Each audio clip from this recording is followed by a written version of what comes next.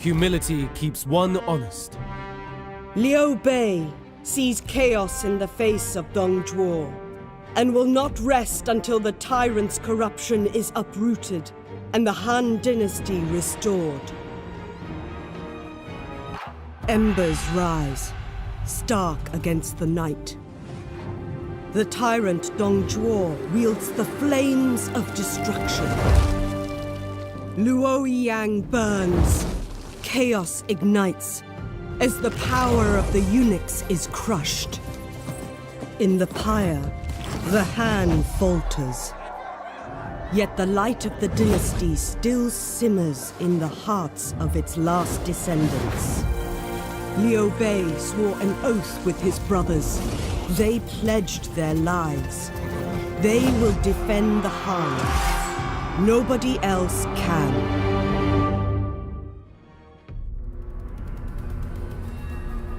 China is in turmoil.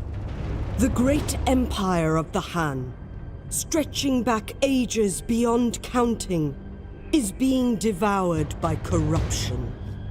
The Yellow Turbans, thousands strong, began raising their banners in rebellion and seizing commanderies across the realm.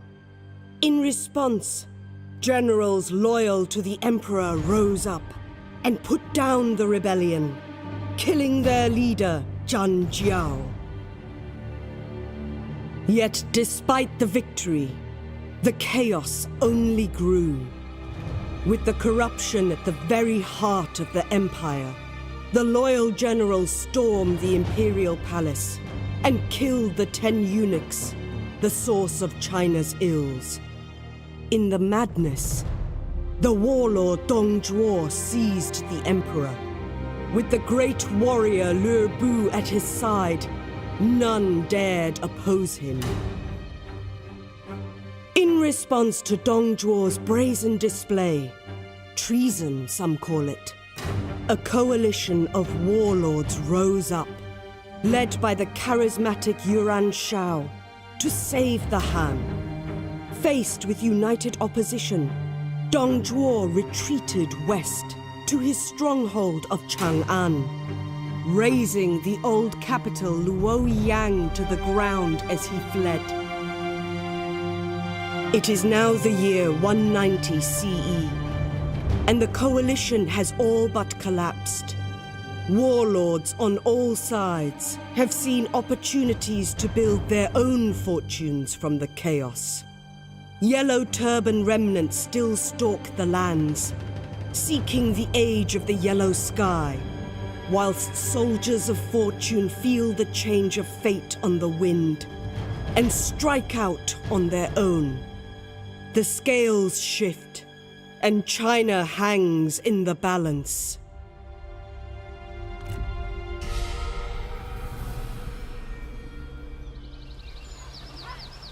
Luoyang lies in ruin, my lord. This tyranny is barbaric. What of the people?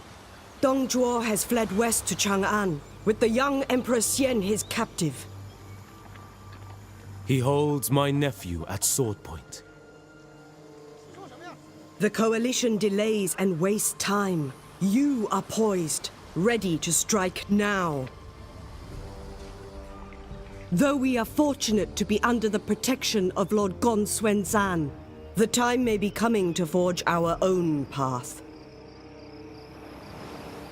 But Yellow Turbans and bandits still persist. There must be justice. The people deserve peace. Your sworn brothers are ready to fight. Their oaths were bound long ago. Dong Zhuo's treason must face justice. We are arrows on the wind, my lord. We fly wherever you command. With heaven!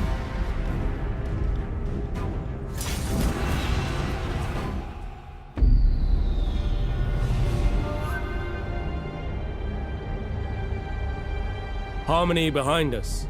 Harmony ahead. I will toast to your health and our victory! Let us test the mettle of these new foes. Time for them to die. Hi everyone and welcome to my channel. So this is the first look at Three Kingdoms, and what you just saw there was the intro to Luo Bay. Now this is the first fight. Before we get into it though, the first thing you need to know is that this army is the strongest starting army in the campaign. So obviously this is the first fight, and with the strongest army, it's understandable that it will be over fairly quickly. One thing that I wanted to show here was just dueling, and how strong some of the lords are. Now this is the romanticized version, which instead of your lord having his own retinue, where he's got his bodyguards and is defended, and you would want to generally keep him in the back, in the romance version of the game, your lord's very strong, and you're okay sending them against hundreds of normal soldiers. Guan Yu, also known as the God of War, and one of our sworn brothers who has joined us in this campaign, has declared a duel against the enemy commander. Now, in this version of the game, I believe our generals and heroes are generally a little bit buffed up, hence why Guan Yu was able to one-shot the enemy general. However, while these feats of strength might not be as mighty as this one, I understand it to be that in the romanticized version of the game, your lords and heroes can become absolute powerhouses on the battlefield. Upon winning the duel, the enemy army suffers a debuff to their morale. That, combined with our overwhelming forces, we are able to rout the rest of the enemy army. While duels are usually to the death, you can actually choose to run away with your general. This results in your general being shattered and fleeing the battlefield. You will no longer be able to have control of them or call them back, as far as I understand it. With our victory assured, I'm going to take the time to actually show you some other formations that you can actually perform with your units later on in the game. This is not a representation of all of the formations, just a few of them that CA has been kind enough to actually show us. I also want to just point out that you can rematch your fights after you do them, even if you win or lose. This formation that you see the regiment performing is called the Hollow Square. How it's going to be used in the campaign, I'm not too sure, but it looks extremely interesting. The next formation, which is about to be performed, is the Shield Rule, which I imagine will be very good against infantry charges, as well as reducing missile fire.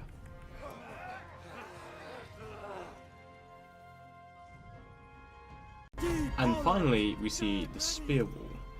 Now, one thing I'm hoping to be able to do with these formations is the ability to turn while in them, which you couldn't do in Thrones of Britannia. And finally, we come to the wedge formation with the cavalry charge. Now, I didn't get to try this personally, but I did do rear charges in my gameplay through, and they were devastating. So I can only imagine what it's going to be like with the wedge formation. Now, we don't know what the stats are going to be like because this was just a development build, and the stats are likely to change, but it's really cool to see that they are in the game. So I really think with the inclusion of all these formations, the ability to mount and dismount, a lot of people who are missing that kind of depth in Warhammer are really going to like it in Three Kingdoms. And there could be even more formations than the ones we've seen here. Now this is a larger scale battle. How big the battles can get is going to be interesting. Considering with Total War Warhammer, you could have a maximum of 20 units in your army, with 40 friendly units being on the map at any one time. However, with Total War Three Kingdoms, you now have your general and heroes, which also, while in the same army, do have their own units. So what the limitations are going to be, I never actually got to check out, but it's going to be interesting to see what happens on the live release. As you can see, one of our generals has just engaged in the duel, and unlike the one you saw previously in my playthrough, this one's going to be a little bit longer. If your generals are mounted, they will charge each other until one is dismounted. They will then both go to foot and engage in actual hand-to-hand combat. Now while this is going on, it actually makes an invisible barrier around the duel, which other infantry units can't bypass, which makes for the circle around your generals while the war rages on around them. Now it's really amazing to watch these two generals interact. One thing I would love to know though is if the animations represent how well the duel is going, or if the actual math that decides how much damage is lost is just something that kind of goes in the background and you don't really see. Now these duels can end in one of two ways. Either you can run away with your general, or the general is defeated. Now, the fight that we're about to see here takes place in a minor city siege. Now, if you're like me and you're used to playing Total War Warhammer, the minor city sieges there are normally held on open ground unless they have walls. However, in Total War Three Kingdoms, these fights, I believe even without the walls, have these choke points which you can defend against. Now, the really interesting thing that I like about this, as well as the fact that these choke points all have watchtowers that help you defend, is the fact that you have these multiple fronts now that you have to control your army on, which is something that I really like doing. Having multiple fronts that you have to switch between and maintain while the battle's going on is something I really look forward to doing in these siege fights. Now, one of the things you may notice is one of the watchtowers actually caught fire, which means that it is possible to destroy these. Now, obviously, the choke points and the ability to take advantage of them is going to be limited by how big your armies are, but I imagine that this city isn't even as big as the minor settlements can get, which means when you're playing into the late game and you have huge armies against huge armies defending in these settlements, it's going to be extremely interesting to see how these fights unfold. And what we have here is either it's an ally or somehow the defender has managed to get some cavalry out the back and is going in for a rear charge. Now, I know from experience that rear charges are absolutely devastating. They destroy morale. So I'm pretty sure they probably won that fight. Now, moving on from there, what we're seeing here is actually a coastal siege. Now, unfortunately, during my time playing the game, I didn't get a look at the coastal siege myself, so I don't know if you can actually have your armies be deployed from the sea to help defend or attack, if depending on what scenario is happening. But I really like the idea of it, because it kind of cuts your city in two, and so you only have to defend the one side, unless of course you are actually able to attack from the sea as well, in which case it does add to the strategy which you're going to be able to use against these coastal cities. So it's going to be really interesting to see if you can have ships that also have artillery, which will help you bomb. Of course, we haven't seen anything like this, or at least I didn't during the gameplay, so I'm not just speculating at the moment. But it's going to be interesting to see what actually happens with these coastal cities, but I am intrigued. It's something that I've actually been interested about or wanting for a long time, and that is more variety in the battle maps.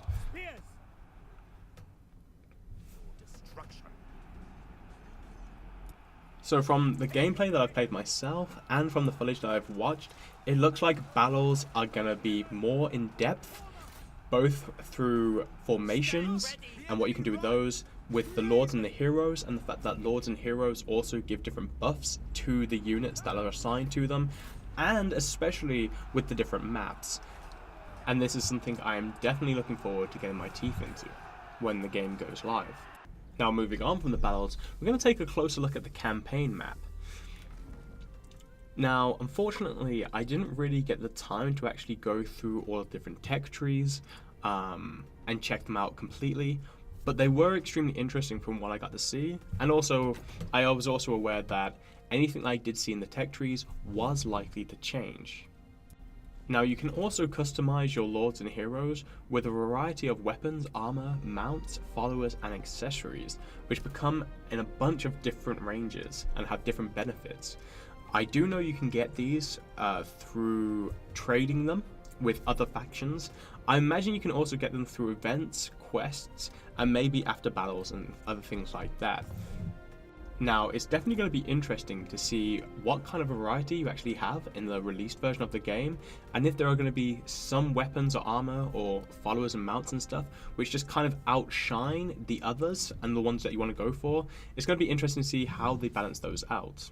Throughout your campaign, you'll actually build relationships with other characters, and from my understanding, this will massively impact how your campaign unfolds, because instead of it being massively related around factions, like with Total War Warhammer for instance, the campaign in Total War Three Kingdoms is more focused around the characters themselves and their relationship with others. So to give you an understanding of just how impactful relationships can be, one of our allies died of old age. With no heir to speak of, our ally ended up giving all of his territories to us, which means we inherited all of his lands. This is just one of the many ways you can gain new territory, and it doesn't stop there. You can also gain new territory through bribery and espionage. And keep in mind, for me to gain these territories, it meant that someone else had to lose them, which means that you can also lose these territories in the same way. An example of this would be if your main faction leader died and the heir was not liked by one of your other generals, your other general may choose to actually leave your faction and join with somebody else or go out on his own.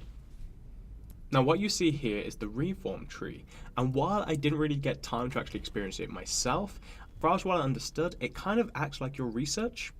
It's going to be interesting to explore that when the game goes live. And now we're taking a look at the building tech tree, which kind of blew me away with just how varied it was. It wasn't just a case of upgrading to the next tier, they kind of branched off into certain locations, and it reminded me a little bit of the Total War Rome tech tree, which was really refreshing. Just to know that you can actually make different decisions and build your provinces and probably make them a little bit unique. Though how unique you're going to be able to make them remains to be seen, as I really didn't get the time to actually build them up, let alone look at all the different options that were available to me or how that would impact my campaign. Now when building your armies in Total War Three Kingdoms, it's a little bit different. You will have your main lord, and then your main lord can have his own generals within the army. These generals can also be assigned to their own units. Depending on the general, the units that he's given will have their own buffs.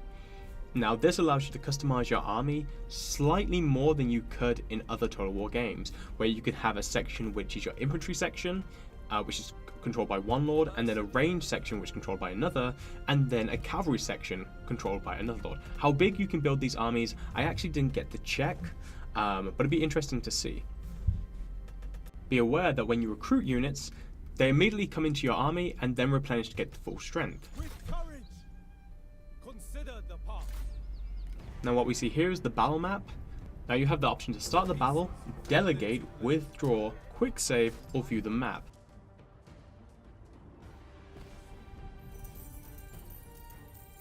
Now after you win the fight, you have the option to release the captives, seize the supplies, or recruit. Seizing the supplies is actually very important, because when you leave your territory, your supplies start going down, and once they run out, your army will start taking attrition, which will have a massive impact and will stop people from being able to send armies across the map and attack enemies that they really shouldn't be able to. Now one of the features that I was very intrigued about but not able to go too in depth through was the ability to build your officer slots. You can actually build a whole bunch of officers around you, and you'll have to make sure that you keep them happy, otherwise they may end up leaving your faction and taking a bunch of your territory with you. So keep this in mind when doing this. So the final notes that I will say is that I had an absolute blast playing the game. The maps looked amazing, the music as well as the detail looked great. It's going to be interesting to see how all of these different pieces that I got to explore actually finally come together, because obviously if you played a Total War game, you need a while to be able to immerse yourself within the Total War game and then actually get used to it and understand how it's going to affect all the different aspects of your game. I didn't get the chance to do that with the 3 hours that I had, but I did get enough of a look at the game to know that it's definitely something that I'm looking forward to and interested to play with. So thank you guys for watching this video, and leave any comments and thoughts that you have behind, and I will see you guys later. So take care and thank you for watching.